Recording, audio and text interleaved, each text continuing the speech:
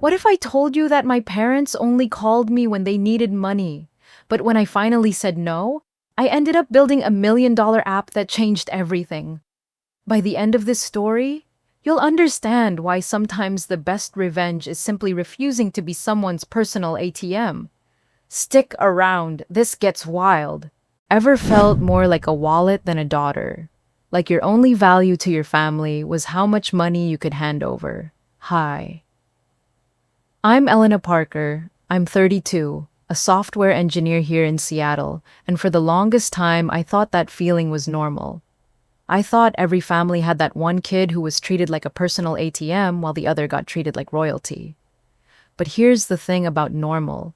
Sometimes what we think is normal is actually completely messed up. And it took me way too long to figure that out. Before we dive into this story, I want you to do something for me. Comment below and tell me where you're watching from, especially if your family ever made you feel like your main job was to be their bank. Because trust me, you're not alone in this. So let me take you back to where it all started.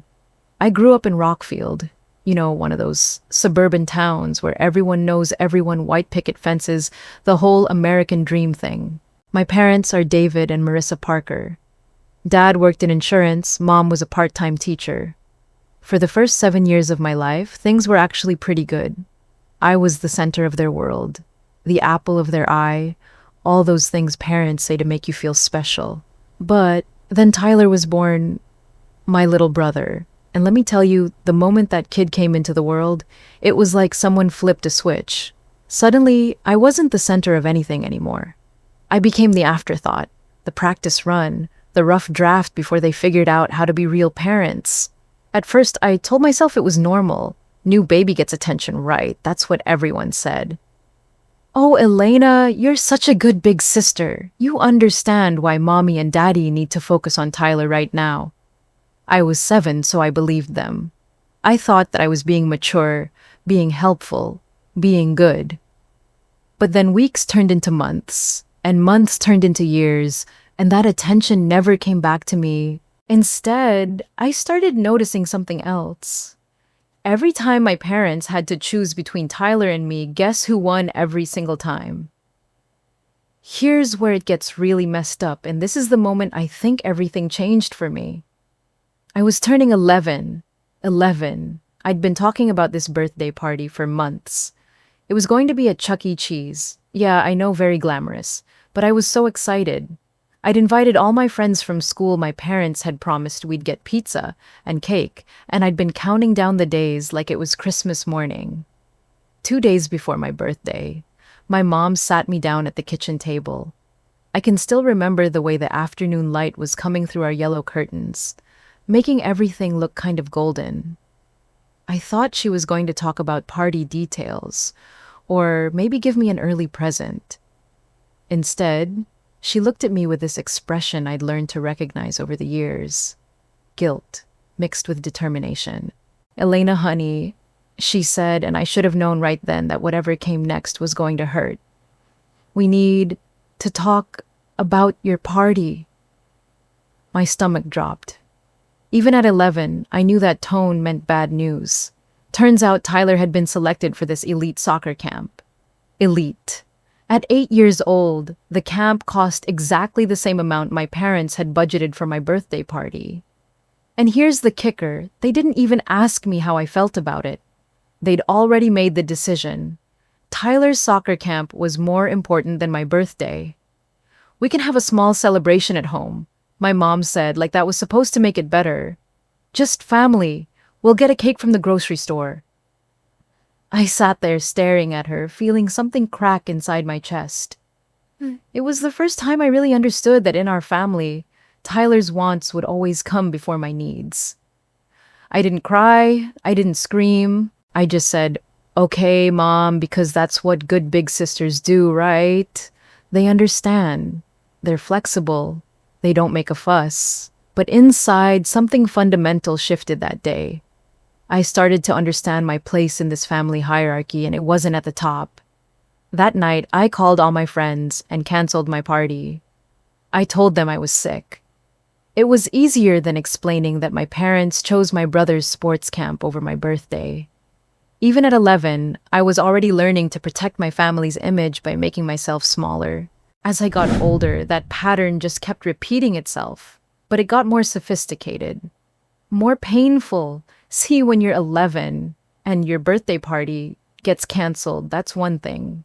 But when you're in high school, winning actual competitions, bringing home real achievements, and your parents still can't be bothered to show up, that hits different. I remember my first big debate tournament. I was 15, and I'd been working my butt off all semester. This wasn't some participation trophy situation. This was regionals. I was representing our entire school district, and I was good. Really good. I'd beaten kids from schools with way more resources, way more funding. The tournament was on a Saturday afternoon, and I'd been reminding my parents about it for weeks. The day of the tournament, I'm backstage peeking through the curtains, looking for familiar faces in the audience. I see parents everywhere. Moms with cameras, dads with those embarrassing foam fingers, siblings holding homemade signs, and then there's this empty section where my family should be sitting. I won. First place. I'm holding this trophy that's almost as tall as me, and the first thing I want to do is run to my parents and show them. But they're not there. They're at Tyler's soccer game. Again. Because apparently watching your 11-year-old kick a ball around is more important than watching your 15-year-old daughter win a championship. When I got home that night, my parents were in the kitchen, celebrating Tyler's team winning some local match. I walked in with my trophy, and my mom looked up and said, "Oh, that's nice, honey. How'd you do?" Like I'd just gotten back from the grocery store or something. Not like I'd just won the biggest competition of my academic career so far. But here's the thing that saved my sanity during those years. Ms. Caldwell. She was my English teacher junior year, but she was so much more than that. She was the first adult who really saw me. Like, actually saw me. After that debate win, when my parents couldn't even be bothered to properly congratulate me, Ms. Caldwell pulled me aside after class. "Elena," she said, "I heard about regionals. I'm incredibly proud of you." And the way she said it with this genuine warmth in her eyes, it almost made me cry right there in the classroom.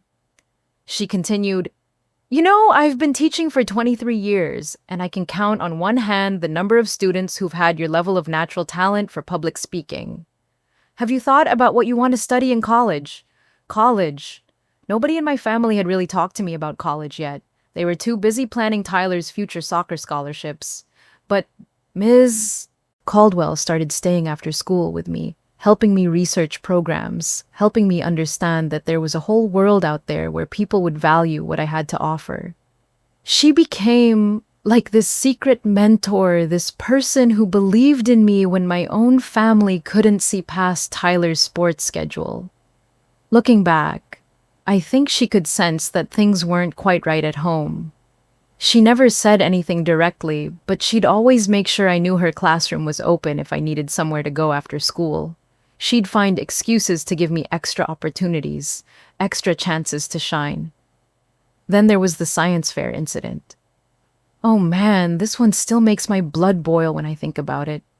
I was 17, and I'd been working on this coding project for months. I'd created this app prototype that could help elementary school kids learn math through games. It was actually innovative stuff. I was teaching myself programming languages that most adults didn't understand. I made it to the state science fair. State. Do you know how big of a deal that is? There were kids there from schools with million-dollar STEM programs, and little old me from suburban Rockfield was competing with the best of them. I was so excited to have my family there, to finally show them something they couldn't ignore or diminish. The night before the science fair, we're having dinner, and I'm going over my presentation one more time. I'm explaining how my app works, how it could actually help kids who struggle with the traditional math learning. My dad's sort of half listening while reading something on his phone, and my mom's focused on cutting Tyler's chicken into perfect little pieces, even though he's 14 and perfectly capable of cutting his own food. Then Tyler, without even looking up from his plate, says, Sounds boring. When's this nerd thing over anyway? I have practice tomorrow. And instead of correcting him, instead of telling him to be supportive of his sister, my dad actually laughed. He laughed and said, "Don't worry, buddy. We'll make sure you get to practice. Elena's smart enough to handle this kind of thing on her own." I just stared at them. Here I was, 17 years old, about to compete at the state level in something I was genuinely passionate about, and my family was treating it like an inconvenience. Like my achievement was somehow less important than Tyler's regularly scheduled soccer practice. That's when the comparisons really started getting brutal. It wasn't subtle anymore. At dinner, my parents would talk about Tyler's athletic potential, his scholarship opportunities, his bright future. When they talked about me, it was always practical stuff. Elena's so independent. Elena doesn't need as much attention. Elena will figure it out on her own. They'd literally say things like, "Tyler needs more support because sports are so competitive these days. Elena's academics will always be there." As if pursuing excellence in science and technology was somehow easier or less valuable than kicking a ball around a field. The worst part was how they'd frame it like it was a compliment. "Elena's our little self-sufficient one. She doesn't need us hovering over her like Tyler does." But I was a teenager. I needed my parents to care about my achievements just as much as any other kid. I needed them to show up to be proud, to celebrate my wins. That's around the time Alex came into our lives, and honestly, his timing couldn't have been more perfect. Alex was this family friend. Well, he was actually my dad's college roommate who'd become a child psychologist. He lived about 2 hours away, but he'd come visit every few months, usually for holidays or barbecues. I'd always liked Alex when I was younger because he actually talked to me like I was a real person, not just Tyler's big sister. But it wasn't until I was about 16 that I started realizing how carefully he was watching our family dynamics. How his eyes would narrow slightly when my parents would dismiss something I said, or how he'd make a point to ask me detailed questions about school when no one else seemed interested. One summer evening, Alex was visiting for a 4th of July barbecue. The adults were all out on the deck, and I was inside supposedly helping with dishes, but actually just trying to avoid the conversation outside. Tyler was the star of the show as usual, telling everyone about his latest soccer achievements. Alex came inside to grab another beer and found me standing at the kitchen sink, mindlessly scrubbing the same plate over and over again. He leaned against the counter and said, "Penny for your thoughts, Elena." I shrugged, just thinking about school stuff. But Alex wasn't buying it. He had this way of looking at you that made you feel like he could see straight through any BS you were trying to sell.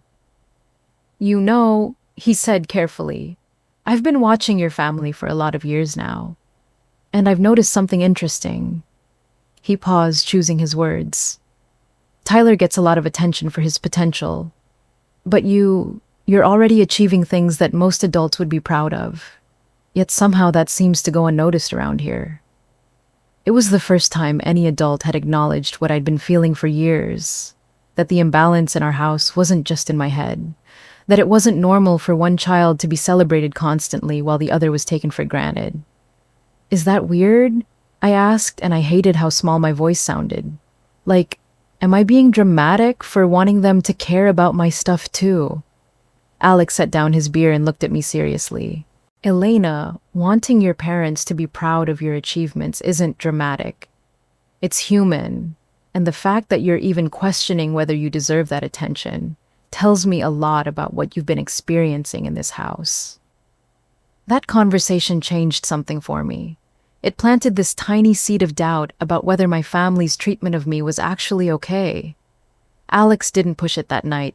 He was too smart for that. But over the next few visits, he'd check in with me privately, ask how I was really doing, listen to my concerns without immediately trying to fix them or explain them away. He was the first person who made me realize that just because something is your normal doesn't mean it's actually normal. When it came time for college, the difference in how my parents handled Tyler versus me became absolutely crystal clear. And honestly, it was almost comical how obvious they made it.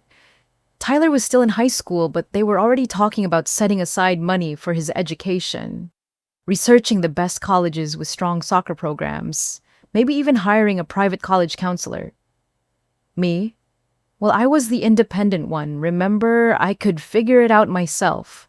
The summer after graduation, while my friends were enjoying their last carefree months before college, I was working 40 hours a week at Kroger, stocking shelves, cleaning up spills, dealing with customers who treated grocery store employees like they were invisible.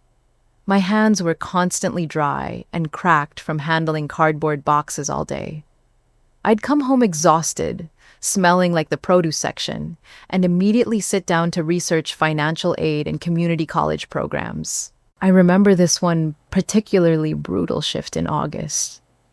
It was 95 degrees outside, the air conditioning in the store was broken, and I'd been moving inventory for 8 straight hours. I came home to find my parents in the kitchen, with Tyler spread out with all these glossy college brochures, private universities with tuition costs that made my eyes water. Tyler looked up when I walked in, still in my Kroger uniform, and said, "Elena, you look gross. Why do you smell like vegetables?"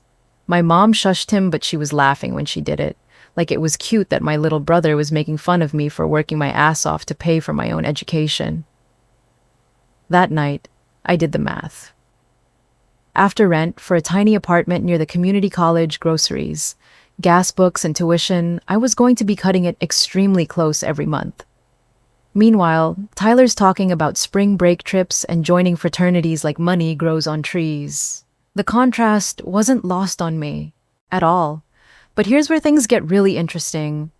Remember Alex, the family psychologist I mentioned?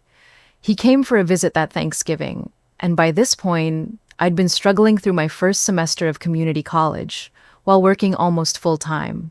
I was exhausted, stressed, and starting to realize that watching my little brother get handed everything I had to fight for was doing something really ugly to my mental health. Alex and I ended up alone in the living room after dinner. Everyone else was outside looking at Tyler's new car. Yeah, my parents bought him a car for his 16th birthday, while I was taking 2 buses to get to work every day. Alex was watching me watch them through the window, and I guess my face was showing more than I realized. "Elena," he said, settling into the chair across from me, "can I ask you something, and will you give me an honest answer?" I nodded because by this point, Alex felt like the only adult in my life who actually cared about my well-being. "How do you feel about your role in this family?" Such a simple question, but it hit me like a truck. Because nobody had ever asked me that before. Nobody had ever wondered if I was okay with being the family afterthought. I started crying. Right there in the living room with my family celebrating Tyler outside, I just broke down. "I feel like I don't matter," I whispered. "Like my job is to take care of myself, so they don't have to worry about me while Tyler gets everything handed to him." Alex leaned forward. "Elena, I want you to hear this clearly. You are being used as a financial scapegoat in this family. Tyler gets resources because he's seen as an investment. You're expected to be self-sufficient because it's convenient for your parents. Does that feel fair to you? Financial scapegoat?" Those words hit me so hard because they gave a name to something I'd been feeling for years but couldn't articulate. I wasn't the independent child. I was the disposable one. The one they could ignore because I wouldn't cause problems. "No," I said. "It doesn't feel fair at all." "Good," Alex said, "because it's not fair, and recognizing that is the first step toward changing your relationship with this dynamic." That conversation with Alex was like someone turning on a light in a room I'd been stumbling around in for years. Suddenly I could see clearly what had been happening to me. And more importantly, I started to understand that I didn't have to accept it. My first 2 years of community college were tough, but they were also when I started coming into my own. I was working, studying, managing my own schedule, my own finances, my own life. I was learning that I was actually pretty capable when I wasn't constantly being made to feel small. I was majoring in computer science, and I was good at it. Really good. My professors noticed, my classmates respected me, For the first time in my life, I was in an environment where I was valued for what I could do, not dismissed because I wasn't Tyler. Then spring of my sophomore year, I got the call. My mom voice all sweet and apologetic. "Elena, honey, I hate to ask this, but we have a situation." Here we go, I thought. The roof is leaking really badly, and the insurance won't cover it. We need about $2,000 for repairs. $2,000. That was more than half of what I had saved up for transferring to a four-year university. Money I'd earned by working overtime shifts, skipping meals, shopping at thrift stores, living like a monk so I could afford to continue my education. "I know, it's a lot to ask," my mom continued, "but you're so good with money, and we're just in a tight spot right now." I wanted to say no. Every logical part of my brain was screaming at me to say no. But you have to understand, I'd been conditioned my entire life to prioritize my family's needs over my own. The guilt was overwhelming. What if the roof collapsed? What if my parents couldn't afford to fix it? What if something terrible happened because I was selfish enough to keep my college fund? So I said yes. I transferred $2,000 from my savings account to theirs. Money that represented hundreds of hours of work, months of sacrifice, my entire future. And you know what happened next? 3 weeks later, Tyler got accepted to this elite soccer camp. A $1,500 elite soccer camp. Guess where that money came from? Yep, my roof fund. That's when I realized my parents weren't just financially irresponsible. They were actively manipulating me. The roof was real, but it wasn't an emergency. It was convenient timing to tap their reliable source of cash flow. Me. That night, I called the counseling center at my community college and made an appointment. If Alex had planted the seed of awareness, this was the moment it started growing into real understanding. My therapist, Dr. Martinez, was this no-nonsense woman who specialized in family dynamics. "Let me get this straight," she said during our second session. "Your parents asked you, a college student working multiple jobs, to fund a roof repair. Then they used that money to send your brother to soccer camp." "Well, when you put it like that, it sounds really bad," I said. "Elena, it doesn't just sound bad, it is bad. What you're describing is financial exploitation. You're being treated like an ATM, not a daughter." Over the next few months, therapy became my lifeline. Dr. Martinez helped me understand concepts I'd never heard before. Emotional parentification, financial abuse, scapegoating, golden child syndrome, all these clinical terms for what I'd been living through my entire life. But here's the thing that really started changing everything for me. My computer science professor, Dr. Howard. He was this brilliant guy who'd worked in Silicon Valley before coming back to teach. He saw something in me that nobody else had bothered to look for. One day after class, he asked me to stay behind. "Elena, I've been looking at your code for the past semester, and I'm impressed. Have you thought about applying for transfer scholarships to some of the bigger universities?" Scholarships. I'd been so focused on just surviving financially that I hadn't even considered the possibility that someone might want to pay me to go to school. "I don't know if I'm scholarship material," I said. "I'm just a community college student." Dr. Howard looked at me like I'd said something crazy. "Elena, you're writing code that some of my former graduate students would struggle with. You have an intuitive understanding of algorithms that can't be taught. You are absolutely scholarship material." He spent the next hour pulling up websites showing me opportunities I'd never heard of. "There are companies desperate for students like you. Women in tech are in high demand, especially women who've proven they can work independently and solve complex problems." For the first time in my life, I started to see my independence not as abandonment by my family, but as strength I'd developed despite them. All those years of figuring things out on my own, of being resourceful, of not having anyone to fall back on. Those weren't signs that I was less valuable. They were proof that I was incredibly capable. Dr. Howard became my advocate in a way my parents never had been. He helped me apply for transfer programs, wrote recommendation letters that made me sound like some kind of coding genius, and most importantly, he helped me start believing that I deserved good things.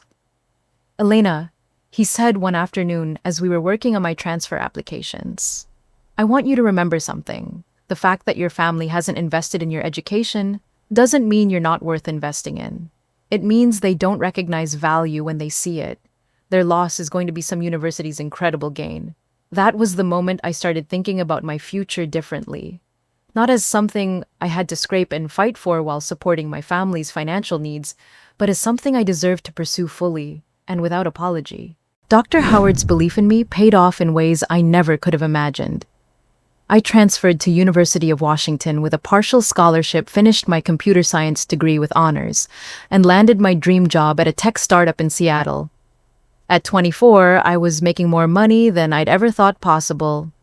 Real money, the kind that meant I could afford a nice apartment, eat out without checking my bank balance, maybe even take a vacation someday. Moving to Seattle felt like stepping into a completely different life. For the first time, I was surrounded by people who didn't know my family history, who didn't see me as Tyler's responsible older sister. I was just Elena, talented software engineer, good colleague friend worth having. I made friends at work, real friends who actually wanted to spend time with me. There was Daniel, this senior developer who took me under his wing from day one. He was funny, brilliant, and became like the older brother I always wished Tyler could have been. Instead of competing with me or dismissing my achievements, Daniel celebrated them. When I solved a particularly complex coding problem, he'd literally high-five me in meetings. When I got my first big project lead, he took me out for drinks to celebrate. "You know what I love about working with you," Daniel said one evening as we were debugging some particularly stubborn code. "You approach problems like someone who's used to figuring things out alone. You're incredibly self-sufficient, but you're also not too proud to ask for help when you need it. That's a rare combination." It was such a simple compliment, but it hit me hard. Because for the first time, someone was framing my independence as a strength, rather than a convenient excuse to ignore me. Life was good. Really good. I had work. I loved friends who valued me money in the bank, and for the first time in my adult life, I wasn't constantly stressed about finances. I should have been completely happy. Except, my phone kept ringing. It started small. My mom would call every few weeks just to check in. But these check-ins always seemed to include some mention of money troubles. The car needed new tires. The furnace was making weird noises. Tyler needed equipment for his college sports. Nothing urgent, nothing demanding, just gentle mentions that would sit in the back of my mind like tiny guilt worms. Then the text started. "Hi honey, hope Seattle is treating you well? Quick question, do you happen to know anything about home warranties? Ours expired and the replacement cost is pretty steep. Love you." Or, "Elena, Tyler's professor recommended this summer art intensive program. It's a great opportunity, but the tuition is more than we budgeted. Don't suppose you'd want to invest in your brother's artistic future? Haha. But seriously, let me know." They were always phrased like jokes, like casual suggestions, but the pattern was becoming impossible to ignore. Every few weeks, there was some new financial emergency that somehow my family couldn't handle without dipping into my success. And here's the really insidious part. They started framing these requests like I owed it to them. "We're so proud of how well you're doing in Seattle. Your success makes all our sacrifices worth it." What sacrifices, I wanted to ask? The sacrifice of not paying for my education. The sacrifice of making me work full-time through college while Tyler got handed everything. But I kept sending money, 500, here, 1,000 there, because every time I hesitated, the guilt would creep in.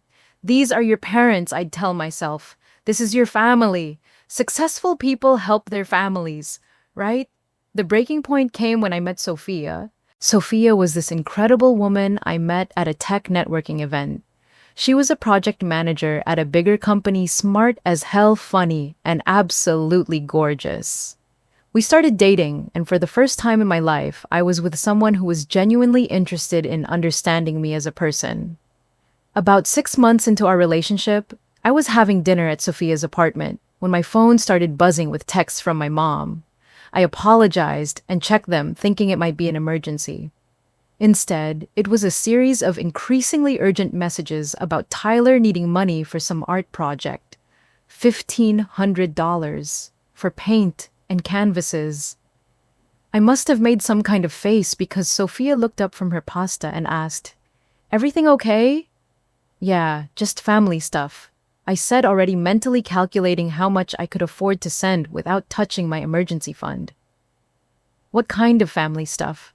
she asked gently. So I told her. I explained about Tyler's art project, about the pattern of financial requests, about how my parents always seemed to have money emergencies right around the time I got paid. I was expecting Sophia to be understanding, maybe even supportive of me helping out my family. Instead, she put down her fork and stared at me. "Elena, how often does this happen?" "I don't know. Maybe once a month. Sometimes more if there's a real emergency." "And how much money are we talking about?" I did some quick math in my head. "I don't know, maybe 2 or 3,000 a year. It's not that much in the grand scheme of things." Sophia was quiet for a long moment. Then she said something that changed everything. "Elena, they only call you when they need money. Have you noticed that—" I started to argue, but she held up her hand. "When was the last time one of your parents called just to see how you were doing? Not because they needed something, not because there was some family update about Tyler, but just because they missed you and wanted to hear your voice." I opened my mouth to answer and realized I couldn't. Because it had been months, maybe longer. When was the last time they asked about your work, your friends, your life here in Seattle? When was the last time they celebrated something good that happened to you? Again, silence. "Elena," Sophia said softly, "I think your family sees you as a bank. Not a daughter, not a sister. A bank that occasionally needs to be sweet-talked into making withdrawals." That night, I lay in bed staring at the ceiling, replaying every interaction I'd had with my family over the past year. Sophia was right. Every single phone call, every text, every casual check-in had eventually circled back to money. I tried to remember the last time my mom had asked about my job, and I couldn't. I tried to remember the last time my dad had shown any interest in my life, and I came up empty. But the realization that really broke my heart was about Tyler, my little brother who I'd spent my entire childhood protecting and supporting. Hadn't called me once since I'd moved to Seattle. Not once. The only time I heard from him was when my parents would mention needing money for his various projects and opportunities. The next morning, I called Alex. I hadn't talked to him in almost 2 years, but I needed someone who understood my family dynamics, someone who could help me make sense of what Sophia had pointed out. "Elena," Alex sounded genuinely happy to hear from me. "How's Seattle treating you?" Just hearing him ask about my life with no ulterior motive, no hidden agenda, almost made me cry. "Alex, I need to ask you something, and I need you to be completely honest with me." "Of course." "Do you think my parents love me?" There was a long pause, long enough that I started to panic, thinking maybe I'd asked something too heavy, too complicated for a phone call. "Elena," Alex said, "finally, I think your parents love the idea of you. They love having a successful daughter they can brag about. They love having someone reliable they can turn to when they need help.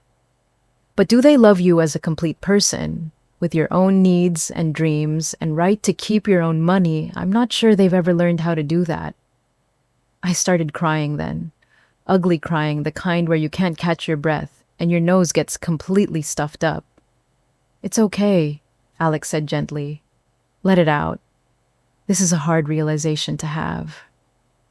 "What do I do?" I whispered. "They're my family. How do I just stop helping them?" "Elena, helping people you love is beautiful, but what you're describing isn't help, it's exploitation. And it's not going to stop until you make it stop." Alex walked me through what he called a boundary exercise.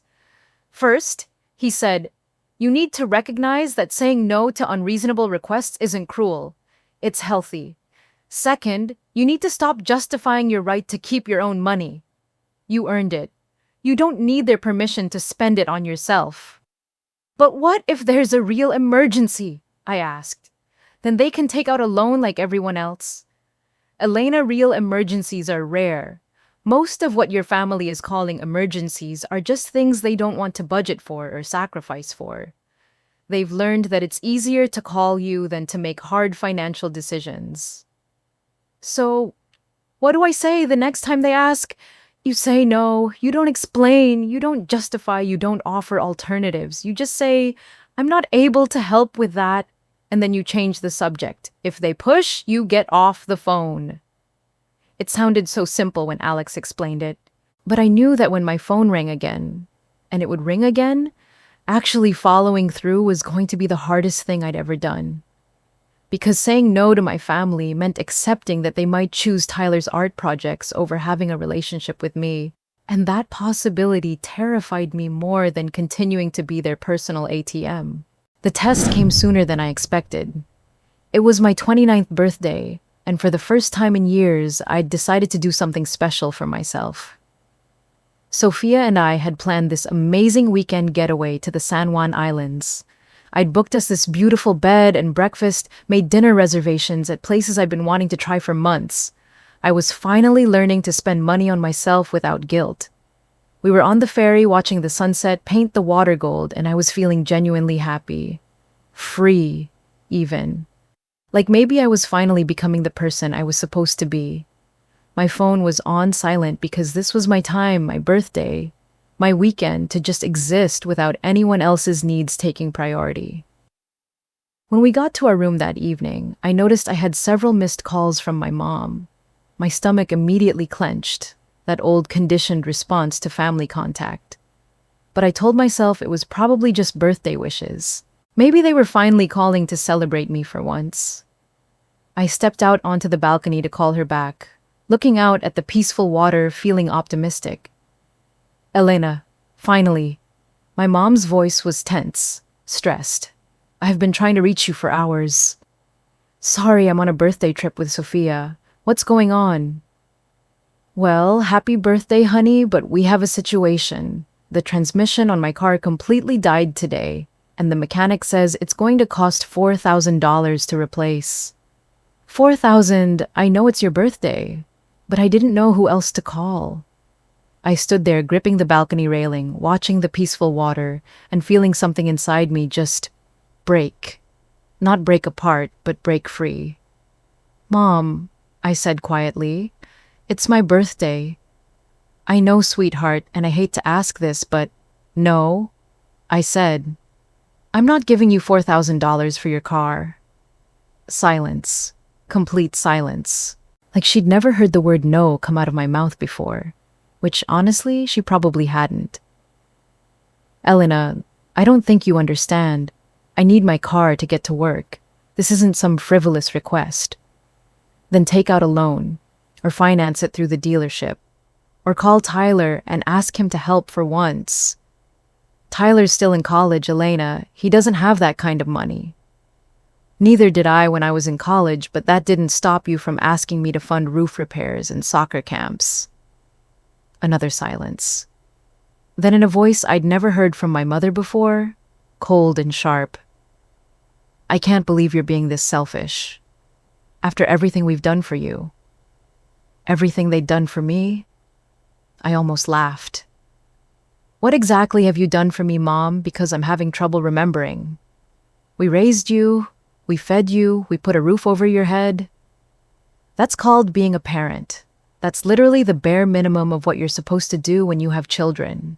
Elena Parker, I don't know what's gotten into you, but this attitude is completely unacceptable. We're your family. And that's when I said the words that changed everything. Family doesn't only call when they need money. I hung up. I stood there on that balcony shaking, looking out at the water. And for the first time in my entire life, I felt proud of myself for protecting my own interests. It was terrifying and exhilarating at the same time. Sophia found me out there about 20 minutes later. She took one look at my face and said, "They asked for money on your birthday, didn't they?" I nodded, and she wrapped her arms around me. "How do you feel?" "Like I just jumped off a cliff," I said. "But also like I finally learned how to fly." The fallout was immediate and intense. Over the next week, my phone exploded with messages. Guilt-ridden texts from my mom about how disappointed she was in me. Angry voicemails from my dad about family loyalty and remembering where I came from. Even Tyler called, the first time he'd contacted me directly in over a year, to tell me I was being really uncool to mom and dad. But here's what was interesting: not one of them asked how I was doing. Not one of them acknowledged that it was my birthday when they'd made their request.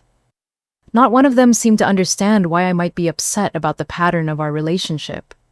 The messages got progressively more manipulative as the week went on. Elena, I'm really worried about you. This isn't like you. Are you having some kind of breakdown? Your father's blood pressure is through the roof because of this situation. I hope you can live with yourself if something happens to him. Tyler says you've changed since you moved to Seattle. I don't know what those people have been telling you, but we're your real family. By day 3, I was a mess. The guilt was overwhelming. Everything they were saying was hitting buttons they'd installed in me over decades. Maybe I was being selfish. Maybe I should just send the money and keep the peace. Maybe maintaining family harmony was worth more than $4,000. That's when I called Alex and asked if he could join me for a therapy session with Dr. Martinez over video call. I needed both of their perspectives to help me understand what was happening. Elena, Dr. Martinez said after I'd read some of the messages out loud, I want you to notice something about these communications. Every single one is focused on how your boundary is affecting them. None of them acknowledge your right to say no. None of them show any curiosity about why you might have reached this decision. Alex nodded. That's classic manipulation, Elena.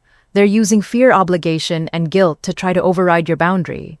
The intensity of their reaction tells you how necessary this boundary actually is. But what if I'm wrong? I asked. What if they really do need help and I'm just being vindictive? Elena, Alex said gently, let me ask you this. If Tyler had said no to this request, do you think your parents would have responded the same way? I thought about it. Really thought about it. No, I admitted. They would have said, okay, we understand, and figured out another solution. Exactly. The reason they're reacting so strongly to your boundary is because you've been trained to be the solution to their financial problems. You saying no threatens a system that has been working very well for them and very poorly for you. Dr. Martinez leaned forward. Elena, I want you to try something. Instead of focusing on whether your family needs the money, I want you to focus on whether this dynamic is healthy for you. Do you want to be in relationships where your primary value is financial? No, I said immediately. I want to be valued for who I am, not what I can provide. Then you're going to have to train people how to treat you. And that starts with not rewarding behavior you don't want to continue. Over the next few weeks with Alex and Dr. Martinez's help, I started to see my family's reaction in a completely different light.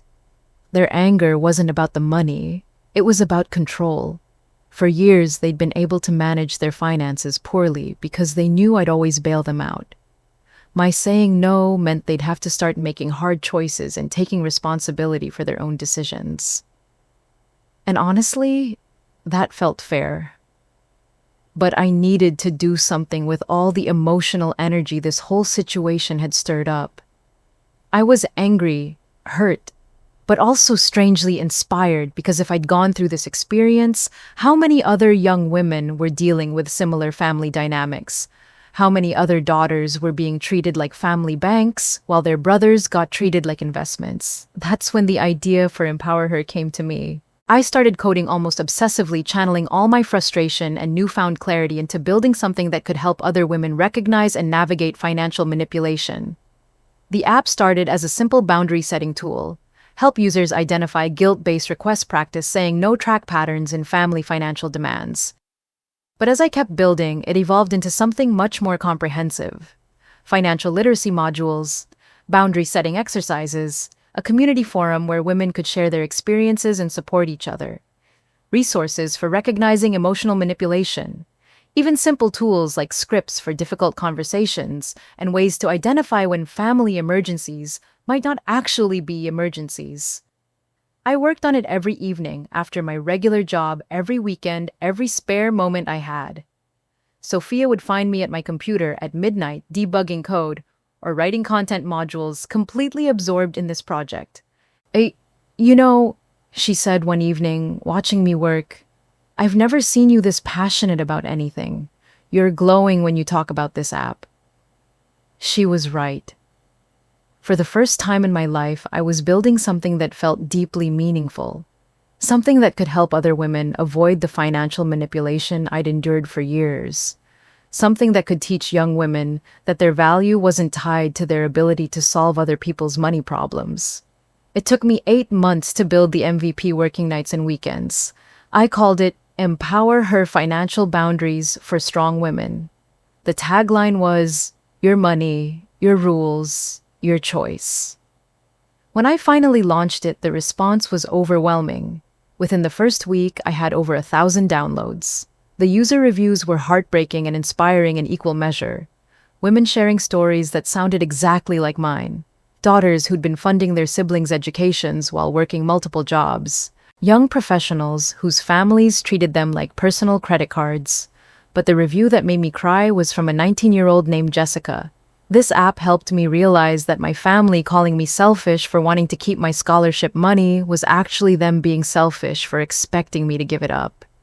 I'm staying in college. Thank you for helping me see that I deserve to invest in myself. That's when I knew I'd found my purpose. Not just building software, but building tools that could help other women recognize their worth and protect their futures. The scared, guilty daughter who'd always said yes to every financial request was gone. In her place was someone who understood that true family love doesn't come with a price tag.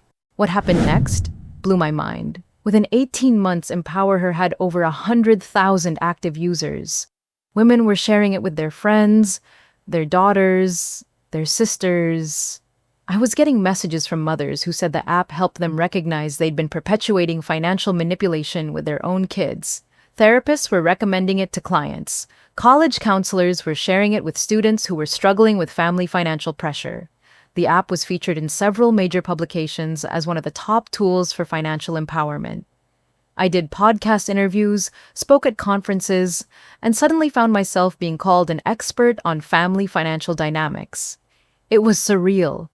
The girl who'd spent her childhood being ignored and dismissed was now being asked for her opinion on national platforms. But the success that meant the most to me was personal. With the revenue from Empower Her, I was able to do something I'd dreamed about for years. I contacted my old high school and set up a scholarship fund called Future Fuel. It was specifically designed for students from families where there was financial inequity between siblings, kids who were expected to be self-sufficient, while their brothers or sisters got handed everything. The first year I funded 5 scholarships. Full tuition room and board everything. I wanted to make sure these kids could focus on their education without having to work full-time jobs or take on crushing debt while their siblings got free rides. At the scholarship award ceremony, I met this brilliant young woman named Maya who reminded me so much of myself at that age. She was valedictorian, had been working part-time since she was 15, and was planning to attend community college because her parents had spent her college fund on her brother's baseball training. When I handed her that scholarship check, she started crying right there on stage. "You don't understand," she whispered to me. "This changes everything. I was going to give up on my engineering dreams because I couldn't afford a 4-year program." That moment, seeing Maya's face knowing that my experience had somehow led to changing her entire trajectory, that's when I understood what healing actually looks like. It's not just about fixing what's broken in your own life. It's about using what you've learned to make sure other people don't have to go through the same pain. About 6 months after the scholarship program launched, something unexpected happened. Tyler called me. I hadn't spoken to my brother in over 2 years, not since that angry call after I'd refused to give my parents money for the car. When I saw his name on my phone, my first instinct was to let it go to voicemail, but something made me answer. "Elena," his voice sounded different, uncertain. "Can we talk?" "Sure," I said carefully. "What's going on? I saw the article about you in Forbes, about your app and the scholarship thing." I had no idea you were doing all this. I waited. Tyler had never been great at apologies or difficult conversations. Elena, I think I need to tell you some things that I should have said a long time ago. He took a deep breath. I know mom and dad treated you differently than they treated me. I knew it when we were kids, and I definitely knew it when we got older. And I never said anything because it benefited me. I sat down on my couch, genuinely shocked. Tyler, no, let me finish. I read about your app and I downloaded it and I went through some of the modules about family financial dynamics. There's this whole section about golden child syndrome, and it was like reading about my own life. Elena, they used you to fund my opportunities while telling you that you were the independent one who didn't need help. That's messed up. That's really, really messed up. I was crying now. After 31 years, my little brother was finally acknowledging what I'd lived through. I'm sorry, Tyler continued. I'm sorry I never stood up for you. I'm sorry I took their money, knowing you were working your ass off to pay for everything yourself. I'm sorry I called you uncool when you finally set boundaries. You were right to cut them off financially. You were right about all of it. Thank you for saying that, I managed. That means more to me than you know. Elena, can I ask you something? I'm 26 and I'm realizing I have no idea how to manage money. Mom and dad always just handled everything for me, and now I'm supposed to be an adult and I'm completely lost. Would you be willing to help me learn, not give me money, he added quickly. Teach me, like your app teaches people. This was the brother I'd always wanted, not the entitled kid who'd been handed everything, but a young man who was willing to acknowledge the truth and do better. Of course I'll help you, I said, but I need you to understand that this is going to be different than how our family usually operates. I'm not going to enable bad financial decisions, and I'm not going to bail you out if you make mistakes. I'll teach you, I'll support you, but you have to do the work. I want to do the work, Tyler said. I'm tired of being 26 years old and having no idea how to be responsible for myself. Over the next several months, Tyler and I rebuilt our relationship on completely different terms. I helped him create his first budget, taught him about savings and investing, talked him through difficult money decisions. It was the relationship I'd always hoped we could have. One where I wasn't just the person who solved problems, but where we actually supported each other. The best part was watching Tyler start to understand what our parents had done to both of us.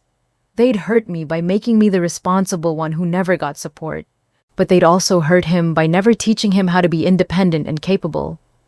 Their favoritism had been damaging to both of their children in different ways. Meanwhile, my parents had gone completely silent. After that initial flood of angry messages, when I'd set my first boundary, they'd basically pretended I didn't exist. No birthday calls, no holiday check-ins, nothing. Which honestly was fine with me. I was learning to build a life where my worth wasn't constantly being questioned or negotiated. But then Empower Her got acquired. A major financial technology company offered to buy the app for an amount that made my head spin. Suddenly, I wasn't just successful. I was wealthy, really wealthy. The kind of money that means you never have to worry about financial security again. The acquisition was covered in several business publications. My face was on magazine covers. I did interviews about women in tech, about building purpose-driven businesses, about turning personal pain into professional success. And then my phone started ringing again. The first call was from my mom, and her voice was so sweet it made my teeth ache. Elena, honey, I saw the news about your company. We are so proud of you. So incredibly proud. You've always been our little entrepreneur.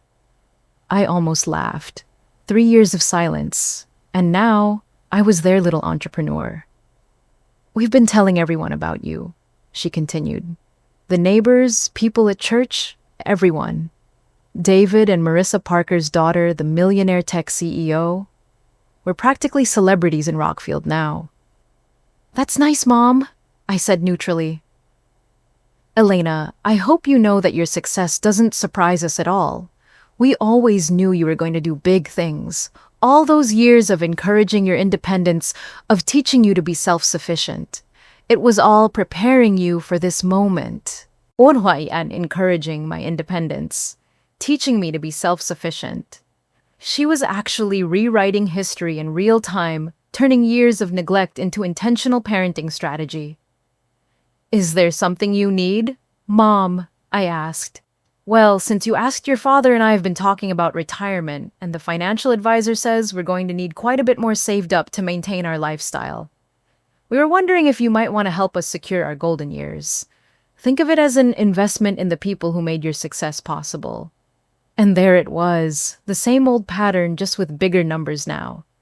They didn't call to apologize for years of financial manipulation. They didn't call to acknowledge the pain they'd caused. They called because they saw dollar signs and wanted their cut. Mom, I said calmly, I'm not going to fund your retirement. Elena, don't be ridiculous. We're your parents. We're family. Yes, we are family, which is why it's so sad that you only call when you want money. That's not true. When did you last call me just to see how I was doing? Silence. When did you last ask about my life, my relationship, my work? When did you last call to celebrate something good that happened to me without immediately asking for financial help? More silence. Mom, you have had 3 years to apologize for treating me like a bank instead of a daughter. 3 years to show interest in my life beyond what I could provide for Tyler. 3 years to build a relationship with me based on love instead of money. You chose not to do any of those things. So no, I'm not funding your retirement. Elena, if you hang up this phone, don't expect us to welcome you back when you realize how selfish you're being. I understand, I said. Goodbye, Mom. And I hung up. For the second time in my life, I hung up on my mother when she was demanding money. But this time, there was no guilt. This time, there was only relief. That evening, Sophia and I were sitting on our deck sharing a bottle of wine and watching the sunset over Puget Sound. We'd moved in together 6 months earlier, and we were talking about the future, about what we wanted our life to look like. You know what I love about us, Sophia said, curling up next to me. We're creating the family we never had. Neither of us had parents who really saw us for who we are, who supported our dreams unconditionally. But we get to do that for each other. She was right. We were building something completely different than what either of us had grown up with. A relationship based on genuine support, mutual respect, and love that didn't come with conditions or price tags. I've been thinking, I said, about expanding what we're doing, maybe starting a podcast about family financial dynamics, or creating a network of support for women dealing with financial manipulation. There are so many people out there who need to hear that their worth isn't tied to their bank account. Sophia smiled. You mean, turn your healing into other people's healing? Exactly.